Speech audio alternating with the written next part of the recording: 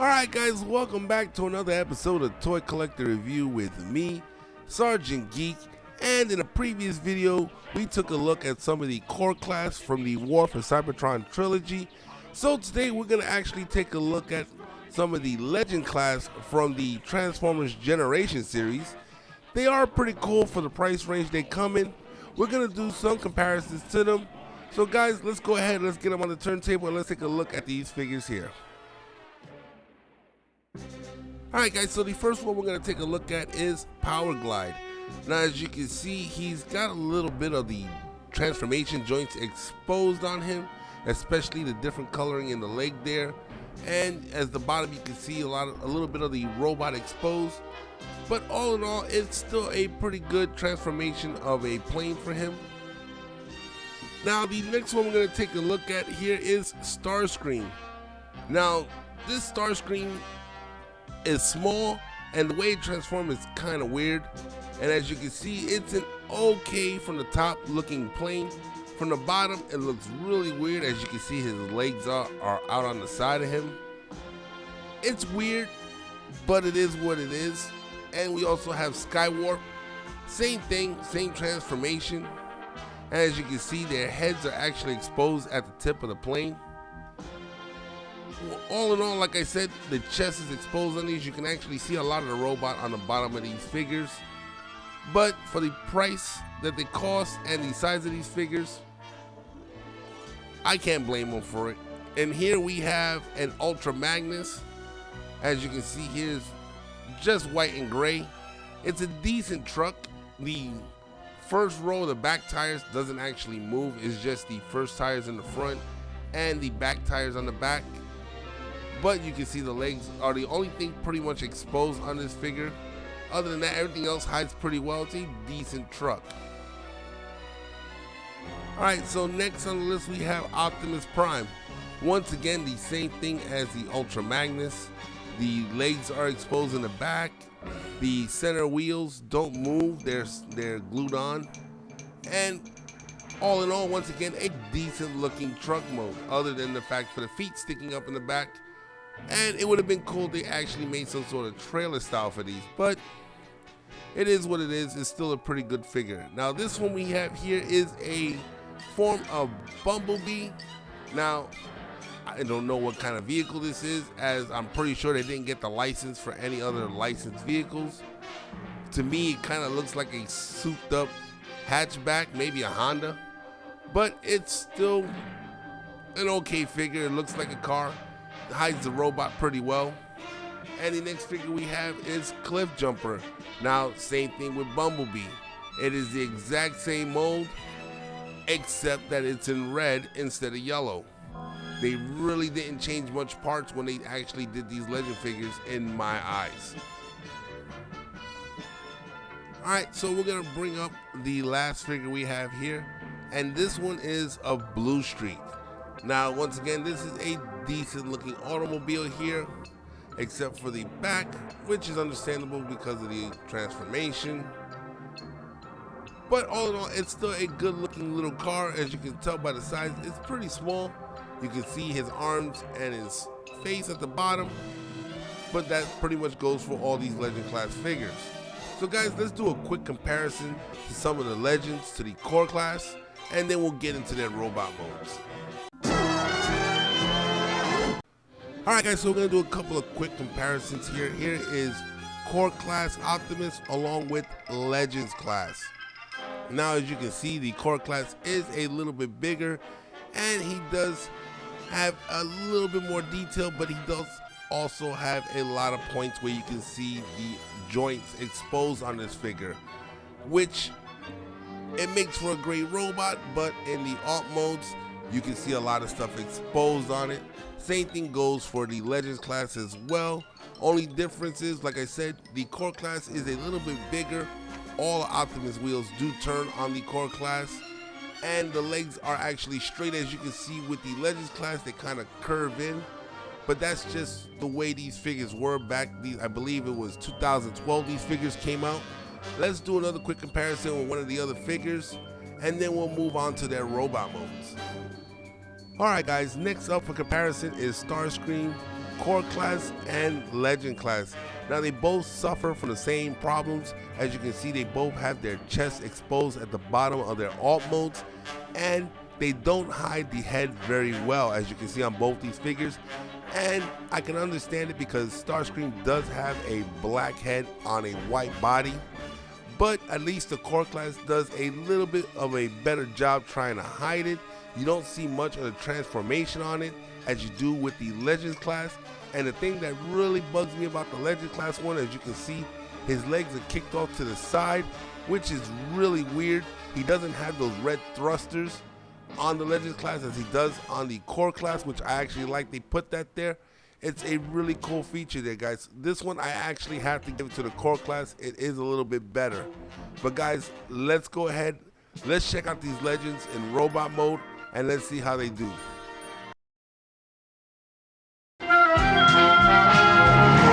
The Transformers will return after these messages. Diaclone! トリプルチェンジ! 戦車が戦闘機に、さらにロボットにチェンジ。3倍のパワーを生み出す新しいメカ。宝のトリプルチェンジャー。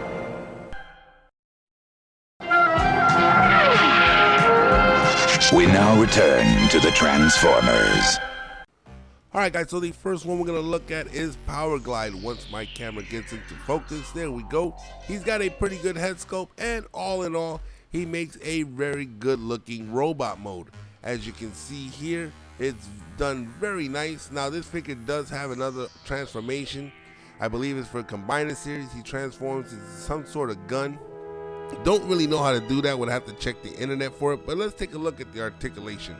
His head can go from side to side. He doesn't have any up or down. At the shoulders, he can go out 90 degrees, and he can do a 360 rotation due to the ball joint. At the elbows, he can go past 90 degrees there, but he doesn't have any other pivoting point. He doesn't have any hip rotation, and the legs can go almost to 90 degrees. And to the back, that's about as far back as he can go there, as you can see. Now he does have 90 degrees at the knee, and he has a little bit of thigh rotation, and that's due to the ball joint there. And for the legs, for the toes, he doesn't really have much articulation there as well. But once again, he does make a pretty cool small figure there. Alright guys, so the next one up here is going to be Optimus Prime. As you can see, it is a very nice figure for him. Let me get the camera focused. Once again, for a small figure, very nice head sculpt there. As you can see, very nicely detailed. Once again, he's got the wheels, his front wheels off his arms, which kind of sucks, but once again, it is a small figure. He's done very nice. He does come with the sword, but he doesn't come with any type of gun. He has no articulation in the head. His arms are on a ball joint, so he can do 360 rotation there. His arms can go a little bit past 90 degrees, and they can pivot out to the side, once again, due to the ball joint in his elbow. He does have a little bit of a hip rotation, but that's right at the chest. Now his legs, he doesn't have much articulation in the legs themselves, and he doesn't have any bending at the knee. Once again, it's a very simple figure, but I believe these figures came out at a price point of around 10 to 12 bucks, and they are pretty small. Alright, next figure we have here is of Starscreen. Now once again, Starscreen has a little bit of articulation in the head due to transformation. He has very little bit articulation in the arms, no elbow joints. He does have articulation in the legs, and once again, that's due to transformation. He does have a decent head sculpt. The body's nicely done there, but the legs leave a little bit left to desire because his legs, to get him to stand up upright, his legs are a little bit crooked, as you'll see when I put him down. The logos on the wings are pretty nice, but his wings are a little high for the figure itself. And as you can see, he doesn't have those red thrusters alongside his head that the core class and the cartoon figure and a lot of these Starscreams have. Now we come up to Cliff Jumper. Once again, very nicely done, but this figure has some very weird articulation, as you can see there. All in all, it's a decent looking robot for display, but it's done very poorly in my opinion. This figure is not one of my favorite ones. He has no bend at the knees. You can see right there, he does have some tiltage at the feet. That's about it. A simple figure. Alright guys, so the next figure we're going to take a quick look at here is of Ultra Magnus. Now, once again, same problems at the Optimus Prime. The only difference here, instead of being red and blue, this one is white and blue. Once again, now he has a little bit more detail at the feet, which I actually like. I wish they would have actually done something like that for Optimus, but they did it for Ultra Magnus. Once again, he suffers from the same problems that the Optimus Prime figure has. It is the same mold, just a different color. Guys, with these figures, they actually use the same mold over and over again. For example, with this one, BumbleBee. Now, BumbleBee looks almost identical to Cliff Jumper. Suffers the same problems. As you can see, the crooked legs there to get him to stand. Everything's identical, just the only difference is the coloring. Very simple figures, but like I said, these things probably came out around 10 to 12 bucks back in 2012. Alright guys, so the next figure we're going to take a look at here is of Skywarp. Now, Skywarp suffers from the same problems as the Starscreen figure, as they are the exact same mold, just in a different paint. Now, the only difference with Skywarp is, if you can see his face there, if the camera will focus, he actually has a little smirk on his face, which I thought was a pretty cool add-on to make him a little bit different than Starscreen. It's the exact same mold as him, just in different colors. Suffers from the same problems. It is what it is. Like I said, these figures did come out back in 2012. None of them really came with weapons. I think one or two came with weapons, but primarily they came weaponless. Alright, so let's take a look at the next figure here. So the last figure we're going to take a look at is of Blue Streak.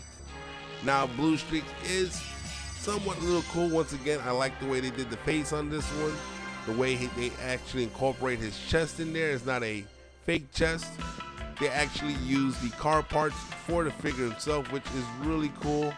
It looks a little bit better than the Cliff Jumper and BumbleBee. But once again, for the price point of these figures, it is what it is on the back. And he actually does come with a weapon. He does have a little bit more articulation in it. So guys, there you go. That's the Legend class figures from Transformers. And pretty much that's where we're going to end this video. The Transformers will return after these messages. Matron the Autobot on the alert for Freezon, the Decepticon. Transformers, more than meets the eye. Up ahead, is that the enemy in disguise? If it is, two can play this game. And the chase is on between Natron and Freezog in one form or another. Transformers, more than meets the eye. In Transformers Racing. Now, turn off the lights and your Transformers race into a whole new universe of night glow. Transformers Electric Racing by Tyco, of course. We now return to the Transformers. Alright guys, so we come to an end of another episode of Toy Collector Review with me, Sergeant Geek, and I want to thank you guys for watching this video up until this point. And guys, if you haven't done so already, go ahead and hit that subscribe button and become a member of this channel. And don't forget to hit that bell notification so you guys can be notified every time I put out a new video. I try to put out at least 3 or 4 videos out every week. And guys, if you like the content that I'm putting up on this channel, hit that like button. It does help with the algorithm. And if there's anything in particular you guys want to see on this channel, go ahead and leave me a comment in the comment section below, and I will do my best to get that content on here for you guys. And if you guys are into video games, don't forget to check out some of the other playlists. I do have some game playthroughs that I do on here. I think I've done 3 or 4 of those already. They're about 20 episodes a piece. If video games are your thing, go ahead and check those out. I will be putting more of those out there. And the same thing with those guys. Let me know how good I am in the games. Leave me a comment in the comment section below, and I'll continue trying to put that content out here for you guys. I'm also going to be putting some other different playlists up as time goes on. We're going to be doing a lot more stuff on this channel. So guys, make sure you subscribe so this way you guys can be informed and keep up to date with all the videos that I put up on this channel. Once again, guys, I'm Sergeant Geek, and I'm signing off.